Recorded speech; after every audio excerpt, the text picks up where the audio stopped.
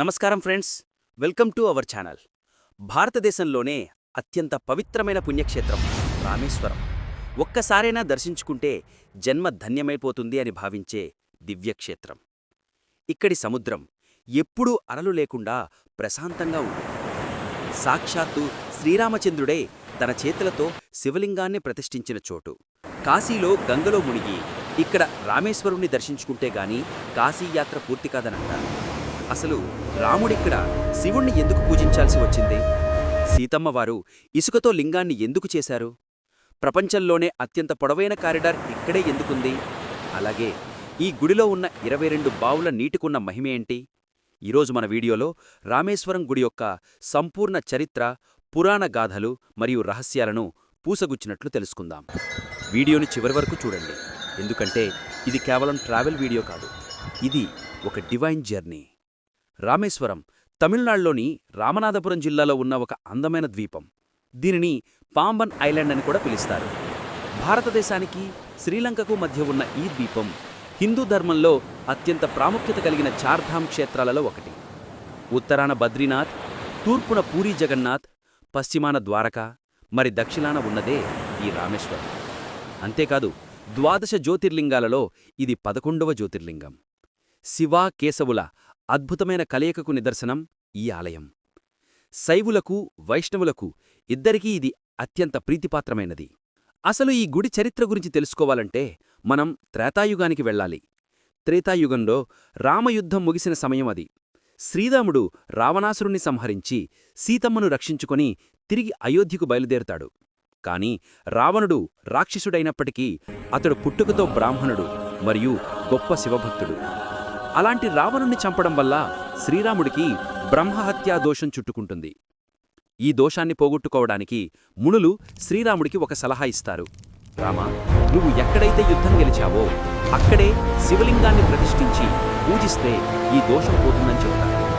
దీంతో రాముడు హనుమంతుణ్ణి పిలిచి, హనుమా, నువ్వు వేగంగా కైలాసానికి వెళ్లి సాక్షాత్తు పరమశివుని ఆత్మలింగాన్ని తీసుకున్నా అని ఆజ్ఞాపిస్తాడు.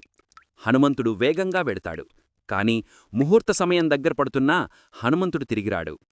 శుభముహూర్తం దాటిపోకూడదని భావించిన సీతమ్మ తల్లి అక్కడి సముద్రతీరంలోని ఇసుకను తీసుకొని తన చేతులతోనే ఒక అద్భుతమైన లింగాన్ని తయారు చేస్తుంది. ఆ ఇసుక లింగాన్నే రాముడు ఆ శుభఘడియలో ప్రతిష్ఠించి పూజిస్తాడు. దాన్నే మనం రామలింగం అని పిలుస్తాం. కొంతసేపటికి హనుమంతుడు కైలాసం నుంచి దివ్యమైన లింగాన్ని తీసుకుని వస్తాడు. కాని అప్పటికే పూజ జరిగిపోవడంతో హనుమంతుడు బాధపడతాడు.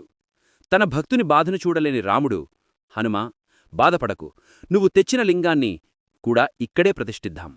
భవిష్యత్తులో భక్తులు ముందుగా నువ్వు తెచ్చిన లింగాన్ని పూజించిన తర్వాతే నేను ప్రతిష్ఠించిన లింగాన్ని దర్శించుకుంటారు అని వరమిస్తాడు. అందుకే ఇప్పటికీ రామేశ్వరం గుడిలో ముందుగా హనుమంతుడు తెచ్చిన కాశీ విశ్వనాథ లింగానికి పూజ జరుగుతుంది. ఆ తర్వాతే సీతమ్మ చేసిన రామలింగానికి పూజ జరుగుతుంది. ఇది ఇక్కడ గొప్ప విశేషం. ఇక ఈ ఆలయ నిర్మాణం గురించి మాట్లాడుకుంటే ఇది ద్రావిడ శిల్పకళా రీతికి ఒక అద్భుతమైన ఉదాహరణ. 12వ శతాబ్దంలో పాండ్యరాజులు ఈ ఆలయ నిర్మాణాన్ని ప్రారంభించారు. ఆ తర్వాత నాయకరాజులు దీనిని అభివృద్ధి చేశారు. అంతేకాదు, ప్రపంచంలోనే అత్యంత పొడవైన ఆలయ ప్రాకారం ఇదే. దీని పొడవు సుమారు 3850 అడుగులుంటుంది. రెండు వైపులా కలిపి మొత్తం 1212 స్తంభాలు ఉంటాయి. రామేశ్వరం దర్శనంలో అత్యంత ముఖ్యమైన ఘట్టం తీర్థస్నానాలు.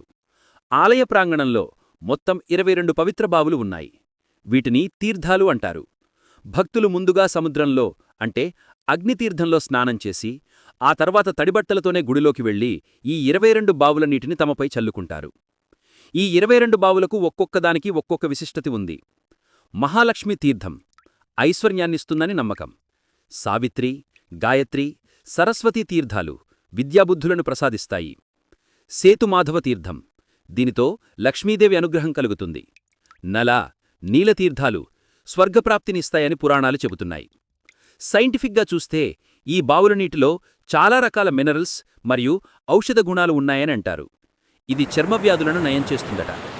ఒక్కొక్క బావిలోని నీరు ఒక్కొక్క రుచిలో ఉండటం ఇక్కడి మిస్టరీ. ఇక్కడ మీకు తెలియని ఇంకో విషయమేంటంటే ప్రతిరోజూ ఉదయం 5 గంటలకు స్ఫటికలింగ దర్శనం జరుగుతుంది. ఈ స్ఫటికలింగాన్ని సాక్షాత్తు ఆదిశంకరాచార్యులు వారు ప్రతిష్ఠించారని అంటారు. తెల్లవారుజామున ఈ దర్శనం చేసుకుంటే చాలా మంచిదట. అలాగే సీతమ్మవారు చేసిన ఇసుకలింగం ఇప్పటికీ చెక్కుచెదరలేదు. దానికి అభిషేకం చేసేటప్పుడు ఇసుక కరిగిపోకుండా ఉండడానికి ఒక వెండి కవచాన్ని అలంకరించి అభిషేకం చేస్తారు. రామేశ్వరం వచ్చినప్పుడు తప్పక చూడవలసిన ప్రదేశాలు ఇంకా చాలా ఉన్నాయి. రామసేతు. వానర సైన్యం లంకకు వారధి కట్టింది ఇక్కడ్నుంచేని నమ్ముతారు. ఇక్కడ సముద్రంలో తేలే రాళ్లను ఇప్పటికీ మనం చూడవచ్చు. పాంబన్ బ్రిడ్జ్. సముద్రం మధ్యలో రైలు వెళుతుంటే ఆ కిటికీలోంచి చూసే అనుభవం మాటల్లో చెప్పలేం. ఇది భారతదేశపు మొట్టమొదటి సీ బ్రిడ్జ్. చూశారుగా ఫ్రెండ్స్, రామేశ్వరం అంటే కేవలం గుడి మాత్రమే కాదు, అది రామాయణానికి సాక్ష్యం, ద్రావిడ శిల్పకళకు నిదర్శనం మరియు మన సనాతన ధర్మానికి ప్రతీక. జీవితంలో ఒక్కసారినా మీ కుటుంబంతో కలిసి ఈ క్షేత్రాన్ని దర్శించుకోండి. ఆ రామలింగేశ్వరుడి కృప మీ అందరిపై ఉండాలని కోరుకుంటున్నాను. ఈ వీడియోలో నేనిచ్చిన ఇన్ఫర్మేషన్ మీకు నచ్చింది అనుకుంటున్నాను. మీకు రామేశ్వరం గురించి ఇంకా ఏమైనా సందేహాలు ఉంటే కింద కామెంట్ చేయండి. అలాగే వచ్చేవారం మన భారతీయ ఆలయాల సిరీస్లో బంగారు గోపురాలతో మెరిసిపోయే మరొక అద్భుతమైన గుడి గురించి తెలుసుకుందాం. అదేంటో గెస్ చేసి కామెంట్ చేయండి. ఈ వీడియో నచ్చితే లైక్ చేయండి, మీ ఫ్రెండ్స్ అండ్ ఫ్యామిలీతో షేర్ చేయండి. మరిన్ని డివోషనల్ అండ్ ఇంట్రెస్టింగ్ వీడియోస్ కోసం మన ఛానల్ని సబ్స్క్రైబ్ చేసుకోవటం మర్చిపోకండి. అప్పటి వరకు సెలవు. సర్వే జన సుఖినో భవంతు. జై శ్రీరామ్. ఓం నమః.